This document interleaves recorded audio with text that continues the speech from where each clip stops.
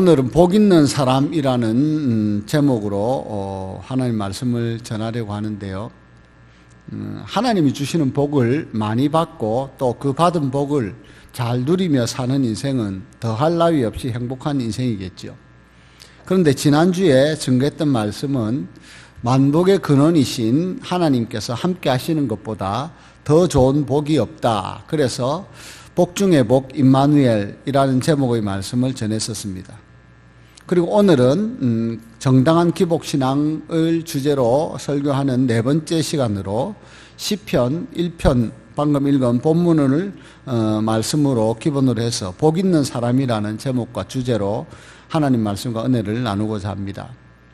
살면서 많은 복을 받고 또 그 복들을 잘 누리며 사는 인생은 정말 행복한 인생이지만, 그런데 그 사람의 실존, 그러니까 그 사람 존재 자체가 복 있는 사람으로 살 수 있다면 그보다 더한 복이 또 어디 있을까 하는 것을 생각해 보게 됩니다.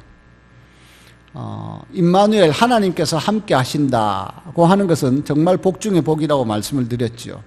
왜 그렇습니까? 하나님은 만복의 근원이시고 또 치료하시는 하나님이시고 생명의 하나님이시고 지혜와 능력의 하나님이시고, 그런 하나님이 함께 하신다고 하면 무엇이 부족한 것이 있고 무엇이 염려되고 또 두려울 것이 무엇이 있겠습니까? 그래서 임마누엘의 복은 복 중의 복이라고 말씀을 드렸습니다. 근데 하나님께서는 우리가 얼마나 복된 존재로 살기를 원하시는지, 우리 자체가 복 있는 사람이면 좋겠다 하는 말씀을 하시는 거예요. 하나님이 늘 함께 하시면, 우리가 임마누엘의 은혜를 입으면 우리 자체가 복 있는 사람이 된다는 겁니다.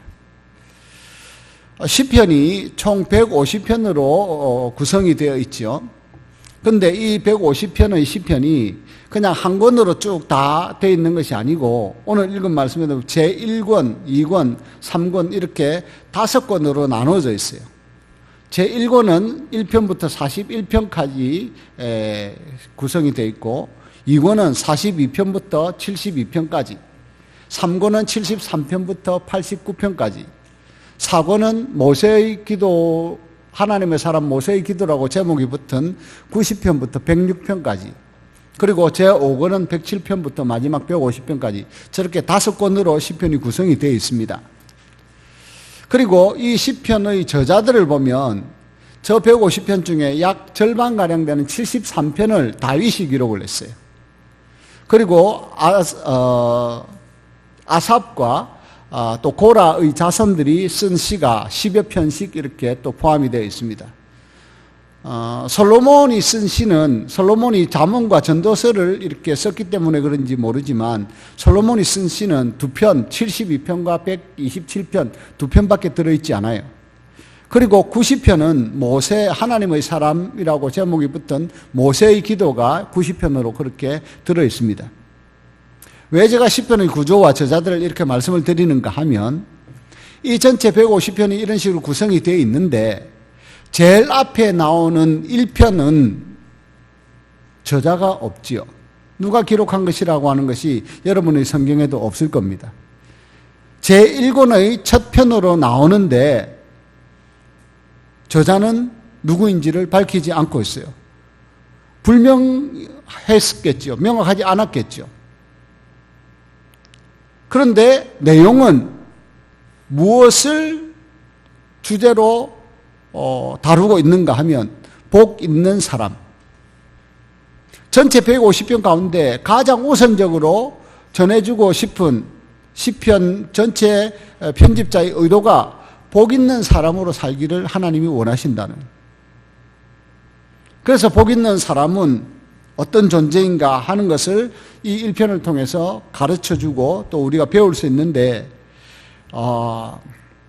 6절밖에 안 되지만 이 말씀들을 낱낱이 이렇게 곱씹으면서 나누려고 하면 굉장히 많은 시간이 필요합니다. 제가 설교를 하기 위해서 준비를 하다 보니까 새롭게 그것들이 느껴져요. 그래서 오늘은 되는 만큼만 나누도록 하겠습니다.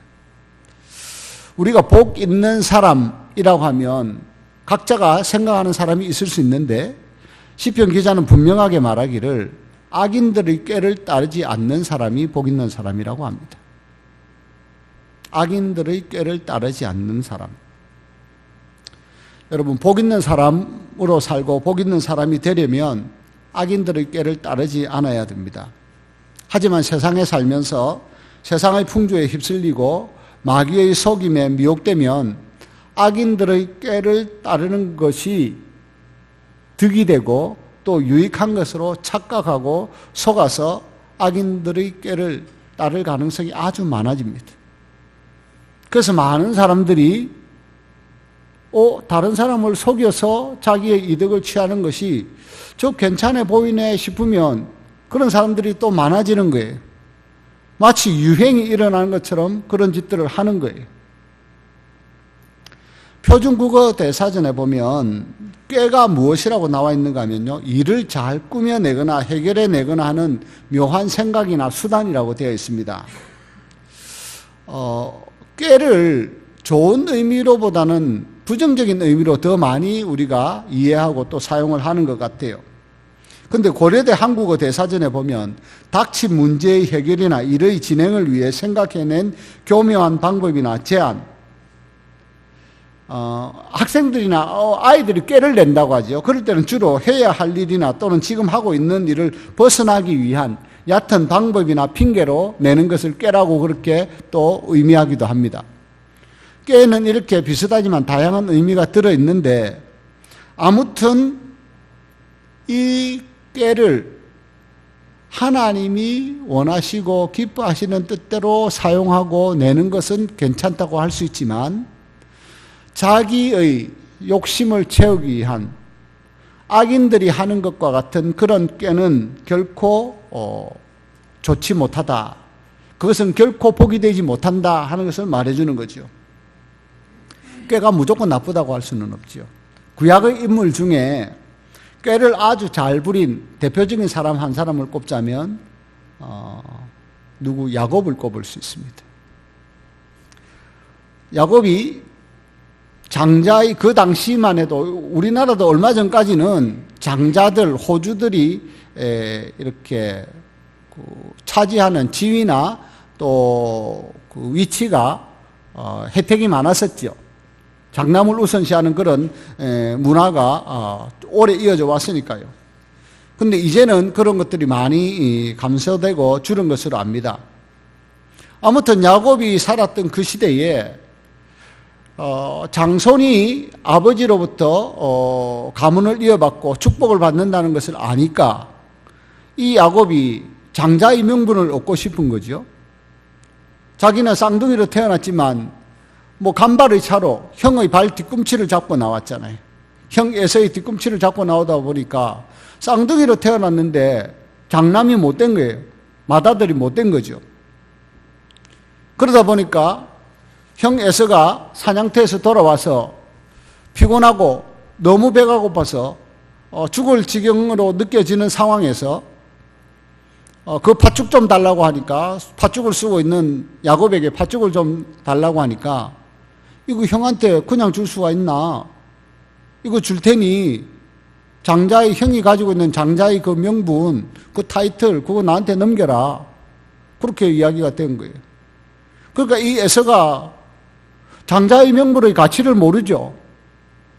너 들에서 사냥만 하다 보니까 그런 감각이 없었는지 어쨌는지 모르지만, 성경에 보면 창세기 25장에 보면 장자의 명분을 가볍게 여겼다, 그렇게 기록이 되어 있습니다. 그래서 그 장자의 명분을 떡과 팥죽 조금 받고는, 내가 이 장자의 명분 가지고 있어봐야 이거 무슨 소용이 있겠느냐, 내가 지금 당장 굶어 죽을 판인데, 피곤해 쓰러질 판인데 하고 팔아버린 거예요. 그런 과정을 통해서 야곱은 실제로 대가를 치르고 장자의 명분을 취득을 합니다. 나름대로 꾀를 낸 거죠. 그리고 또 그런 형의 미움을 받아가지고 이제 까딱하면 위험에 처해지겠다 싶으니까, 부모도 그 사실을 이삭과 리브가도 아니까 야곱을 외삼촌 라반의 집 밧단 아람으로 보내요. 밧단 아람에 가서 이 야곱이 마음에 드는 외삼촌의 딸을 보고는 라헬이었죠. 그와 결혼하고자 하는데 이 외삼촌 라반도 마음에 들어하는 라헬을 바로 이렇게 아내로 붙여주지 않고 그 언니 레아를 또 같이 동침하게 만들어가지고 7년을 그냥 어떻게 보면 고생을 하게 만듭니다. 그러면서 네가 사랑하는 라헬을 얻고 싶으면 그럼 7년 더 수고하고 봉사해라. 그러면 라헬도 너에게 아내로 줄게. 그 지역의 관습이 그러했다고 말은 하지만 라반은 라반대로 또 꾀를 부리는 야곱에게 또 꾀를 내서 상대를 한 거죠. 아무튼 그런 곡절을 겪은 끝에 야곱은 레아와 라헬 그리고 그 각각 딸 여인들의 몸종이었던 빌하와 실바 두 여종까지 자기의 후처로 취하면서 4여인을 맞이하고 그 여인들을 통해서 12아들을 낳게 됩니다. 이스라엘의 12지파가 되죠. 이 모든 것이 사실은 성경을 창세기를 쭉 읽어보면 오묘한 하나님의 섭리 가운데 이것이 이렇게 진행이 되는구나 하는 것을 알 수 있습니다.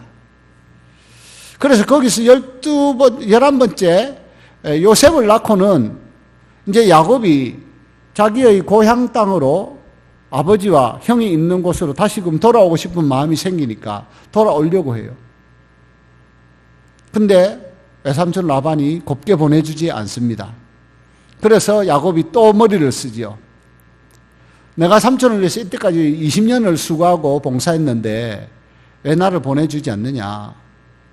특별히 나한테 뭐 줄 것도 없고 내가 요구하는 것도 없으니 다만 내가 지금 돌보고 있는 양이나 염소들, 짐승들 가운데 얼룩지고 아롱진 것들 이런 것들이 나오는 거 보기에 좋지 않아 보이는 것들이 있으면 그건 다 내 소유로 할 테니 삼촌이 볼 때 괜찮고 건강해 보이는 것들은 실한 것들은 삼촌의 몫으로 하고 그런 얼룩지고 아롱진 이런 것들은 좀 빈약해 보이는 것들은 내 것으로 돌려주십시오.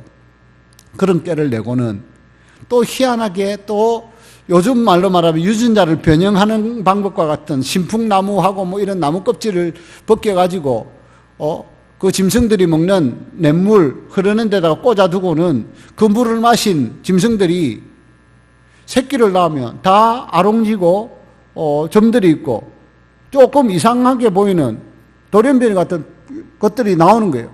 그런데 그것들을 새끼를 가질 때 야곱이 튼튼한 놈들이 그런 물을 와서 물을 먹을 때 그렇게 새끼를 뱉도록 그렇게 해놓으니까 그런 것들이 오히려 더 튼튼한 것들이 나오는 거예요. 하지만 약속한 것이 있으니까 야곱이 그런 꾀를 내서 또 자기의 재산을 증식해서 결국은 이제 가나안으로 돌아오게 되는 거죠. 그런 꾀를 부릴 때 하나님께서 그냥 가만히 하늘에서 보고 계셨던 것 같아요. 왜요? 야곱에게 하나님께서 축복하시겠다고 약속하신 것이 있으니까. 하나님께서 허용하시는 꾀는 괜찮을 수 있구나. 근데 악인의 꾀는 결코 좋지 않습니다. 어떤 꾀는 악인의 꾀인가? 사무엘상 13장을 보시면요. 다윗이 그 앞에 11장, 12장에 보면 다윗이 우리아의 아내 바세바를 취하죠. 하나님 보시기에 범죄를 행한 거잖아요. 하나님 보시기에만 그런 것이 아니고 그냥 인간적으로 볼 때도 그건 흉악한 죄악이죠. 남의 아내를 자기의 정욕을 위해서 데리고 와서 취하고는 그 우리아는 위험한 전쟁터에서 죽게 만드는 그런 것은 정말 어떻게 보면 천인공노할 죄라고 할 수 있죠. 근데 하나님 앞에 처절하게 회개하고 나니까 하나님께서 그를 용서해 주시고 그 바세바를 통해서 솔로몬을 낳게 하시죠. 근데 그 일 후에 어떤 일이 발생하는가 하면 사무엘하 13장에 그렇게 기록이 되어 있습니다. 사무엘의 큰 아들이 암논이었는데 이 암논이 셋째 아들인 압살롬의 여동생, 그러니까 이복 형제지요. 이복 형제 압살롬의 여동생 다말이라고 하는 여동생이 있었는데 이 다말이 아름다워 보인 거예요. 실제로 아름다웠을 수 있죠. 그러다 보니까 아버지 다윗이 저지른 범죄와는 좀 다르긴 하지만 그 이복 여동생을 보면서 자기가 그 여동생을 취하고 싶은 정욕이 생긴 거예요. 그래서 이제 상사병이 걸린 겁니다. 쉽게 말하면. 끙끙 앓아요. 병이 되었다 그러죠. 그러고 있는 중에 3절에 보여주세요. 요나답이라고 하는, 이름이 비슷한데 요나단과 다릅니다. 요나단은 사울의 아들로서 다윗을 보호해주고 지켜준 신실한 사람이 요나단이고, 저 요나답은 다윗의 형 시므아의 아들이요 심히 간교한 자라. 그러니까 사촌지간이 되겠죠. 다윗의 형 시므아의 아들이니까. 근데 심히 간교하다는 거예요. 그래서 어떤 꾀를 내는가 하면, 너 그러면 몸 아프다 그러고 침상에 들어 누워서 아버지 오실 때 되면 너 왜 그러냐고 물을 때, 나 몸이 이렇게 요즘 힘들고 안 좋은데 이복 동생 다말이 와서 좀 떡을 좀 구워주고 나 좀 간호해주면, 돌봐주면 내가 나을 것 같다고 그렇게 말하라는 거예요. 단순히 그렇게 말하라는 게 아니고 그 안에는 어떤 의미가 돼? 그렇게 왔을 때 네가 알아서 다말을 네 원하는 대로 하면 될 거 아니냐, 그런 의미를 단, 그런 꾀를 알려준 거예요. 그래서 암논이 다말을 부르고 다윗이 다말에게 가서 오라비, 이복 형이 오빠지만 오라비를 좀 돌봐주라고, 간호해주라고 보내고, 왔을 때 다른 이들을 다 나가게 하고는 다말과 둘이 있으면서 겁탈을 해버립니다.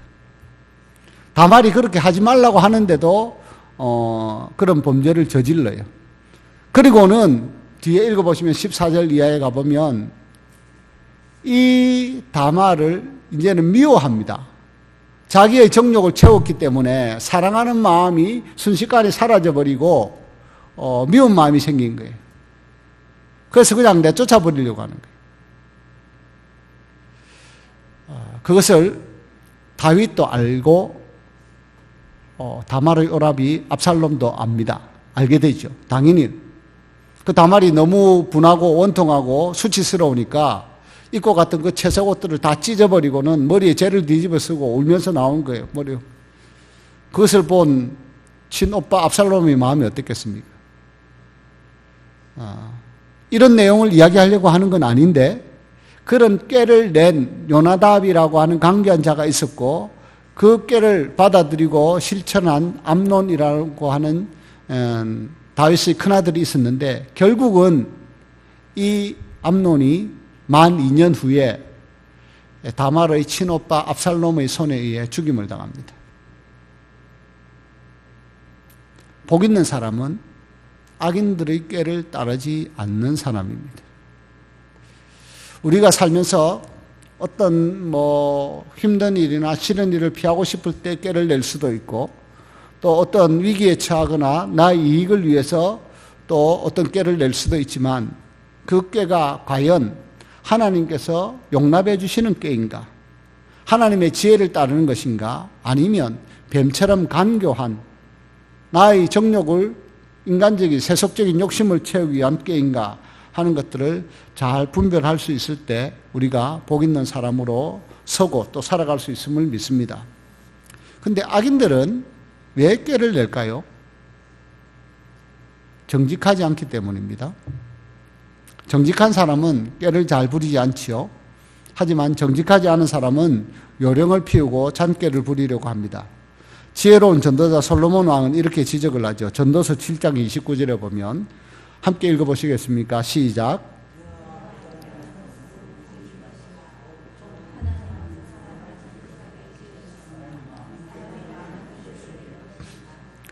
지혜자가 가만히 살펴보니까 하나님은 분명히 사람을 정직하게 지으셨는데 사람이 많은 꾀들을 냈다는 거예요. 왜요? 간교한 요나답처럼 간교한 뱀의 꾀임에 빠져서 속임에 빠져서 사람들이 꾀를 내기 시작했다는 거예요.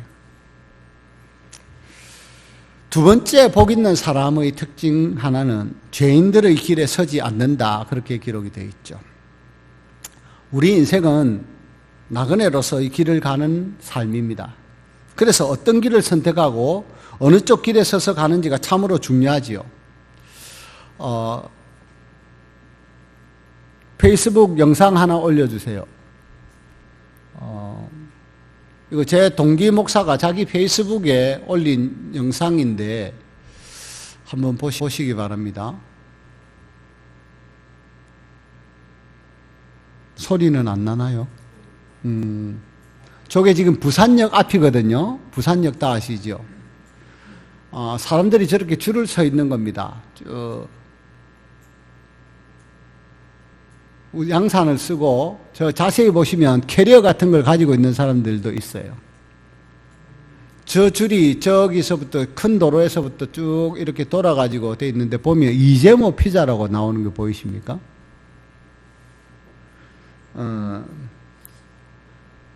동기가 광복절 날 저기에 피자를 먹으러 갔던 모양이에요. 근데 갔는데 오픈런이라고 문 열기 전에 사람들이 줄 서가지고 대기하고 있다. 문 열면 뛰어 들어가는 걸, 백화점이든 매장이든 문 열면 뛰어 들어간다 해가지고 오픈런이라고 그렇게 영어로 표현을 하거든요. 오픈런 하겠다고 하는 사람들이 부산역 건너편에 있는 이재모 피자 앞에 저만큼 줄을 서 있더라는 거예요. 그래서 자기는 오늘 못 먹겠다 생각을 하면서 이제 페이스북에다가 저 장면을 자기가 동영상으로 찍어가지고 올렸더라고요. 여러분, 맛집 찾아가는 거는 사람들이 많이 가고 때로는 대기표도 받아서 줄 서 있고 하는 데를 찾아가는 게 성공할 확률이 높습니다. 그렇죠? 그만큼 괜찮으니까 사람들이 많이 가는 것 아니겠어요? 저 이재모 피자라고 하는 데는 저 사장이 대표가 독실한 크리스찬이에요. 부산역점, 저 방금 보여준 부산역점이 있고, 또 시내 가면 광복동에 광복동점이 있고, 또 서면에 가면 서면점도 있는 줄로 아는데, 부산에 있는, 제가 알기로 호산나 교회, 명지에 있는 호산나 교회 교인인가로 아는데요. 뭐 확실하진 않아요. 우리 딸은 분명하게 알 텐데.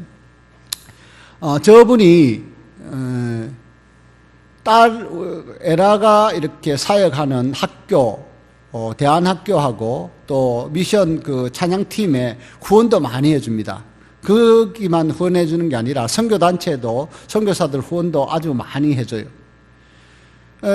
그렇기 때문에 제가 이제 광복동에 딸을 만나러 갔을 때 한번 가봤는데, 그때도 저희들도 대기표를 받아가지고 기다리고 있다가 이제 들어갔는데, 먹어보면요. 이래서 오는구나 할 정도는 아니에요. 무슨 말인지 아시겠습니까? 와, 이 정도 줄 서서 먹을 만하다. 이 정도는 모르겠어요. 제 입이, 여러분도 아시다시피 제 입이 좀 고급지잖아요. 아닌가요? 하기야, 제 입은 좀 저렴합니다. 뭐라도 잘 먹고 맛있어 하긴 하는데, 근데 이게, 야, 이 정도로 줄을 서고 먹을 만한 정도인가? 가격도 그렇다고 저렴한가? 그거 아니에요. 그런데 어떻게 저렇게까지 줄을 서나? 볼 때, 목사 입장에서는 저 사람의 하는 선교 행위나 또 가지고 있는 마인드가 하나님의 축복이구나, 하나님의 은혜구나 하는 것을 느끼게 됩니다.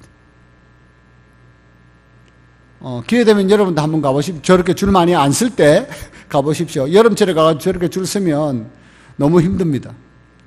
부산에 있다 보니까 외지에서 듣는 젊은 사람들이 아까 캐리어, 부산역에 내리면 밥을 저기서 피자로 때우고 가려고 캐리어를 끌고 와 줄 서서 먹고 그렇게 자기들 또 관광하고 뭐 이러는 것 같아요, 보니까. 그러니까 부산역점이 더, 광복동도 마찬가지 뭐 줄을 엄청 서 있긴 서 있습니다. 매장이 하나 있는데 그 매장 맞은편에 대기하는 매장이 있는 거예요. 그런 식당들 있잖아요. 저런 줄 서는 거는 뭐 그냥 어쩌다 한 번씩 서는 거 괜찮습니다. 그런데 죄인의 길에 서는 것, 이건 결국은 고통과 멸망으로 이어지는 길이죠. 복 있는 사람은 결코 죄인들의 길에 서서는 안 될 것입니다. 요한일서 2장 15절부터 17절에 보면 이 세상이나 세상에 있는 것들을 사랑하지 말라.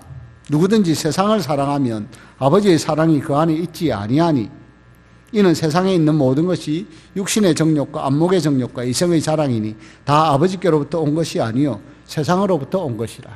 이 세상도 그 정욕도 지나가되 오직 하나님의 뜻을 행하는 자는 영원히 거하느니라. 여러분, 아무리 많은 사람들이 쫓아가고 또 모이는 곳이라고 할지라도 그 길이 육신의 정욕, 안목의 정욕, 이생의 자랑을 쫓는 길이라면 그런 길은 피하고 삼가야 합니다. 그 길은 영원한 하나님 나라에 속한 길이 아니고 이 세상에 속한 사람들이 가는 길이기 때문입니다.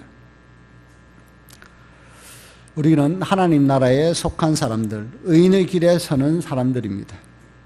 그래서 6절에 보면 무릇 의인들의 길은 여호와께서 인정하시나 악인들의 길은 망하니로다. 그렇게 끝맺음을 하고 있죠. 의인의 길에 서는 사람, 구원과 영생을 허락하시는 줄을 믿습니다. 이사야 선지자가 분명히 그렇게 선포했었죠. 악인은 그 길을, 불의한 자는 그 생각을 버리고 여호와께로 돌아오라. 내 생각이 너희 생각과 다르면 내 길은 너희 길과 다름이니라. 여호와의 말씀이니라. 하늘이 땅보다 높음 같이 내 길은 너희의 길보다 높으며 내 생각은 너희의 생각보다 높음이니라. 우리가 악인의 꾀를 따르지 않고 죄인들의 길에 서지 않고 또 세 번째 1절에 기록하기를 오만한 자의 자리에 앉지 않는 자가 복 있는 사람이다. 그렇게 가르쳐 줍니다. 오만이라고 하는 건 한자로는요, 거만할 오자에 게으를 만자를 씁니다. 풀면 건방지고 거만하다는 그런 뜻입니다. 사람이 왜 오만해질까를 생각해 볼 때 사람이 건방지고 거만하게 되는 이유는 자기의 주제를 모르는 무지와 또 겸손함이 없기 때문입니다. 지혜롭고 겸손한 사람은 결코 오만한 자의 자리에 앉지를 않지요. 오만한 사람은 자기가 높은 자리에 앉으면 높은 사람이 되는 줄로 착각합니다. 그러나 하나님의 길, 하나님의 방법은 높아지고자 하는 자는 낮아지라고 말씀을 하시죠. 우리가 믿음으로 낮아질 때, 겸손해질 때 하나님께서 높여주신다는 겁니다. 그리고 그 높아짐이 진정으로 고귀한 것이고 존귀한 것이라는 거예요. 잠언 16장 18절 19절에 교만은 패망의 선봉이요 거만한 마음의 넘어짐의 앞잡이라. 겸손한 자와 함께하여 마음을 낮추는 것이 교만한 자와 함께하여 탈취부를 나누는 것보다 나으니라. 11장 2절에는 또 그렇게 기록합니다. 교만이 오면 욕도 오거니와 겸손한 자에게는 지혜가 있느니라.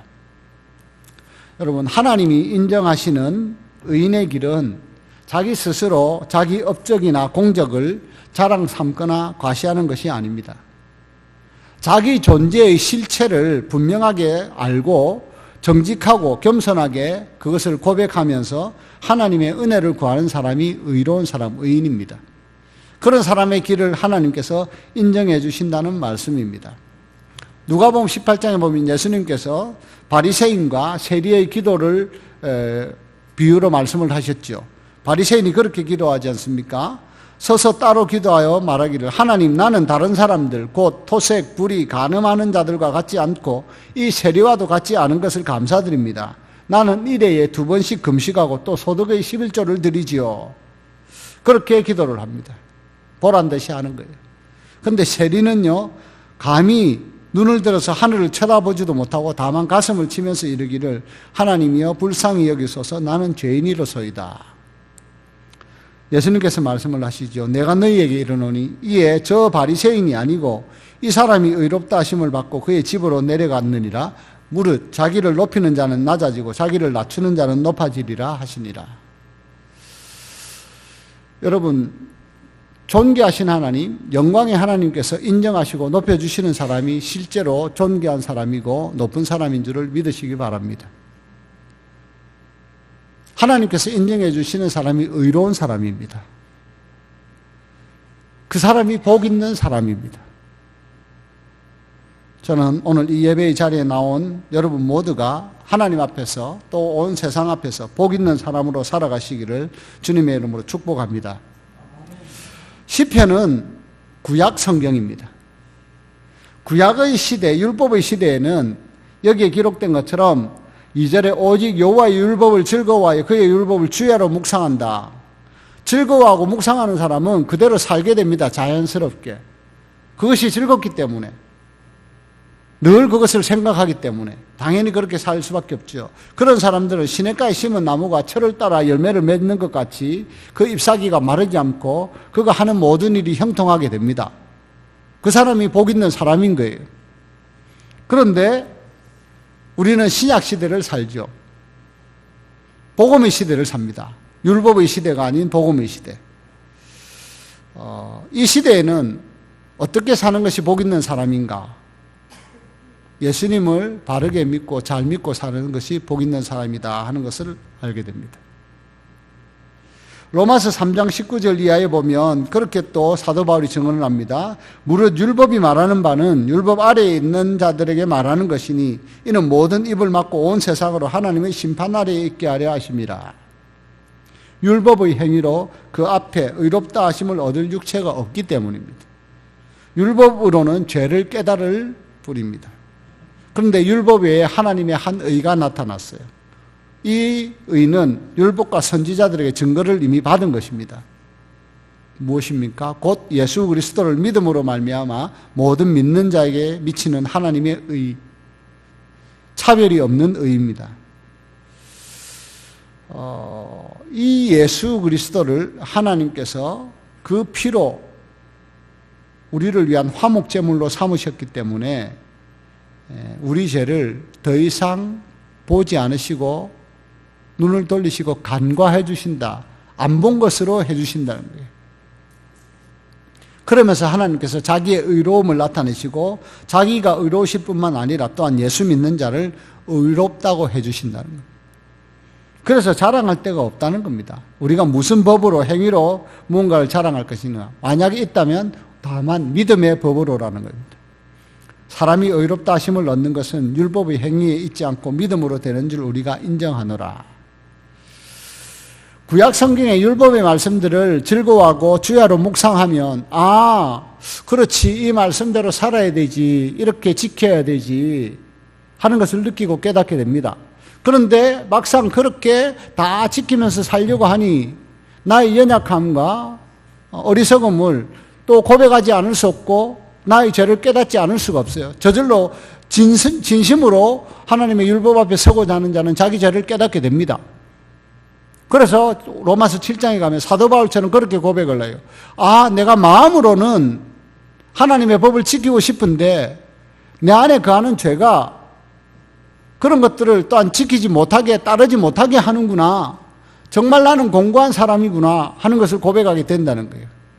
그러면서 느끼고 깨닫는 것은 그런즉 누구든지 그리스도 예수 안에 있으면 새로운 피조물이고 그리스도 예수 안에 있는 자에게는 결코 정죄함이 없다는 것을 자기가 하나님의 말씀 예수 그리스도를 통해 받은 복음으로 깨닫게 되고 확신하게 되므로 로마서를 기록하고 우리에게 가르쳐 주는 겁니다. 그런데 여러분 믿음으로 산다고 해서 하나님의 율법을 전혀 무시하고 무가치한 것으로 여기고 사느냐? 결코 그렇지 않습니다. 착각하지 말아야 됩니다. 그래서 어떤 이단들은 그냥 믿음으로 사는데 하나님의 계명들 율법들 지킬 필요가 뭐 있느냐 그렇게 말하기도 하는데요. 천만의 말씀입니다. 로마서 5장 17절 이하에 보면 예수님께서 그렇게 말씀하셨습니다. 내가 율법이나 선지자를 폐하러 온 줄로 생각하지 마라. 내가 그것들을 완전하게 하러 왔다. 사람이 그렇게 완전하게 율법을 지킬 수 없기 때문에 예수님이 자기의 몸을 다 바치셔서 자기 스스로 그것들을 완성을 하시고 그 예수님을 믿는 자들을 의롭다고 하나님께서 인쳐주신다는 거예요. 그게 하나님께서 우리를 의롭다고 인정해 주시는 놀라운 방법이라는 거 하는 것입니다. 진실로 너희에게 이르노니 천지가 없어지기 전에는 율법의 1.1획도 결코 없어지지 아니하고 다 이루리라. 누구든지 이 계명 중에 지극히 작은 것 하나라도 버리고 또 그같이 사람을 가르치는 자는 천국에서 지극히 작다 일컬음을 받을 것이요 누구든지 이를 행하며 가르치는 자는 천국에서 크다 일컬음을 받으리라. 내가 너희에게 이르노니 너희 의가 서기관과 바리새인보다 더 낫지 못하면 결코 천국에 들어가지 못하리라. 우리의 의가 서기관들, 율법을 강조하는 바리새인들보다 나아야 되는데 나아지는 방법이 뭡니까? 예수를 바르게 믿고 잘 믿는 거예요. 예수를 바르게 믿고 잘 믿으면 그러면 율법과 멀어지고 율법을 무시하느냐? 아니요. 예수님처럼 율법을 완성하게 된다는 겁니다. 하나님께서 하지 말라고 하는 것, 하지 않는 것이 예수님 잘 믿는 거지요. 하나님께서 하라고 하신 것, 힘들고 걱정스럽고 두려울 때라도 믿음으로 해내는 것이 예수님 잘 믿는 겁니다. 그러니까 하나님께서 율법으로 계명으로 주신 것들을 늘 묵상할 때 이건 도무지 내가 못하겠는데 이건 하기 싫은데 하는 생각이 들 때라도 믿음으로 예수님의 이름으로 하나님께 기도하고 성령의 도우심을 받아서 그것들을 순종하고 실천하면 그것이 율법을 완성하는 것이 된다는 거예요. 그리고 그런 삶을 사는 사람이 시편 기자는 복 있는 사람이다 하고 우리에게 가르쳐 주는 겁니다. 죄인의 길에 서서 방황하며 살다가 죽을 수밖에 없었던 우리, 그런 우리와 거룩하신 영원하신 하나님과의 관계를 회복시켜 주시고 또 화평케 하시려고 자기 몸을 속죄 제물과 화목 제물로 드리신 우리 주 예수 그리스도, 그 예수 그리스도가 우리의 구원자요 구세주이시기 때문에 그 예수님을 믿음으로 해서 우리는 하나님 나라 백성이 되고 또 영생을 얻는 진정한 복된 자들이 된 줄로 믿습니다.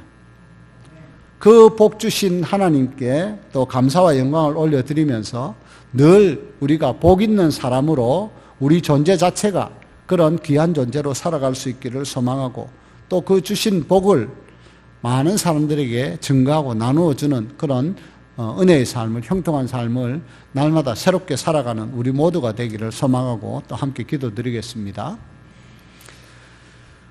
복되신 하나님 아버지, 하나님께서 만복의 근원이시기 때문에 우리 또한 복 있는 사람으로 살게 하시려고 또 오늘 말씀하여 주시고 그 복 있는 사람의 삶을 누릴 수 있도록 소망하게 하시고 또 허락하여 주심을 믿고 감사를 드립니다. 우리가 남은 인생을 사는 동안 결코 악인들의 꾀를 따르지 않게 하여 주시고 오만한 자의 자리에 앉지 않게 하여 주시고 죄인들의 길에 서지 않게 하여 주시옵소서. 날마다 성령께서 우리와 동행하시며 우리의 발걸음을 인도해 주시어서 겸손한 자의 주님께서 앉으시는 자리, 주님께서 찾아가시는 자리를 길을 걸어가게 하여 주시고 우리가 걸어가는 길이 예수님이 걸어가신 것과 같은 십자가의 길처럼 때때로 느껴진다 할지라도 날마다 자기 십자가를 지고 나를 따르라고 말씀하신 그 말씀에 순종하면서 십자가의 능력으로 세상을 이기고 살게 하여 주시옵소서. 그런 삶을 사는 사람이 참으로 복 있는 사람, 복된 사람, 또 그 복을 많은 사람에게 나누어 줄 수 있도록 하나님께서 은혜 베푸시고 역사해 주신다는 것을 굳게 믿고 그런 복 있는 삶으로 하나님께 영광 올려드리고 감사가 충만케 하여 주시옵소서. 이 자리에 나온 모든 하나님의 자녀들이 그런 복 있는 사람으로 하나님께서 주시는 복을 누리고 나누며 살게 하여 주실 것을 또 축복하며 우리 주 예수 그리스도의 이름으로 감사하며 기도드립니다. 아멘.